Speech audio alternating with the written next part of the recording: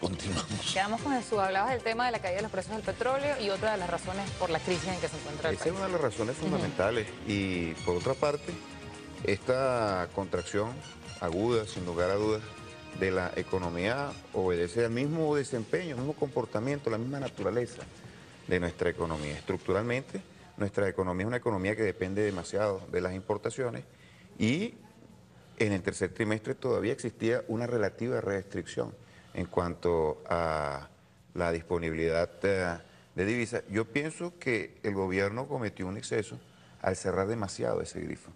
Al cerrar demasiado ese grifo, teniendo reservas internacionales bastante elevadas, al momento de corregir esa situación, casi ya al finalizar el tercer trimestre, bueno, ya era muy tarde, ya se había iniciado un proceso de descenso, de aterrizaje del sector industrial fundamentalmente, que es el 15% de la economía nacional y es uno de los que más depende de todos los sectores de la economía de las importaciones. Pero aquí hay que aclarar adicionalmente dos cosas.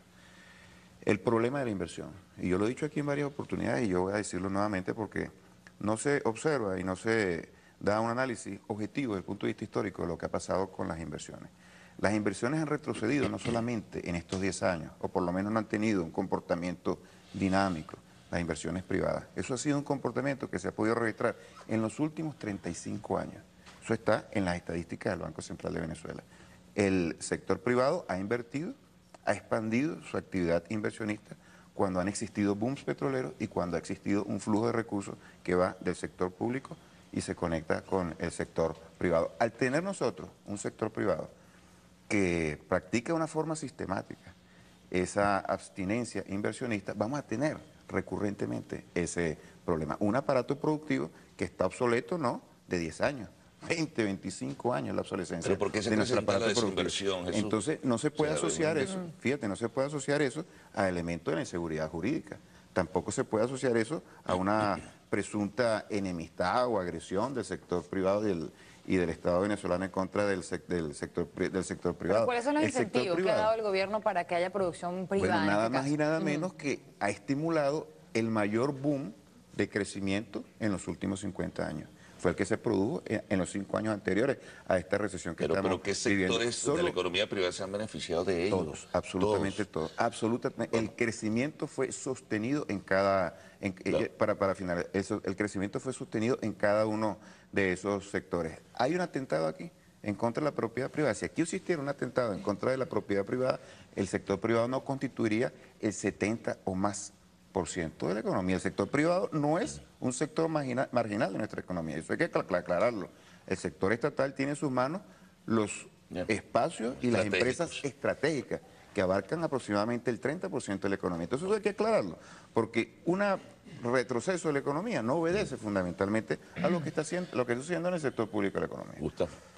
Bueno, yo coincido con Jesús en el sentido de que parte de la crisis económica tiene que ver evidentemente con la caída de los precios del petróleo y evidentemente con el tema de la dependencia petrolera. Es decir, el año pasado 93% de los ingresos de los dólares que ingresaron a Venezuela fueron por petróleo, 93%. Es decir, apenas 7% ingresaron por otras actividades distintas al petróleo. Entonces, la pregunta es, bueno, ¿qué hemos hecho en los últimos años para estimular otros sectores distintos al petróleo? Entonces, se puede hacer una lista inmensa, ¿no? Por los gallineros verticales, los cultivos organopónicos, pero la pregunta es cuántos pollos, por ejemplo, está produciendo los gallineros verticales o cuántas toneladas de hortalizas producen los cultivos organopónicos, por decir algo. Es decir, una lista de buenas intenciones, de muchas cosas bonitas que nosotros queremos hacer, pero que al final no se materializan. Y quizás lo grave de todo esto son dos cosas que quiero puntualizar. La primera es que un país como Venezuela,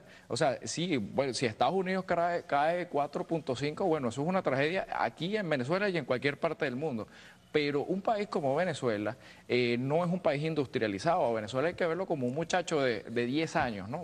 Una economía que se estanca, como está cayendo ahorita la economía venezolana, es como que si un muchacho de 10 años bajara de estatura. Es decir, una cosa grave desde el punto de vista porque se quedó pasmado, pues, muchacho, y no está creciendo como debería crecer. Es decir, estamos en pleno proceso de desarrollo y lo que no podemos darnos es el lujo de quedarnos estancados, ¿no?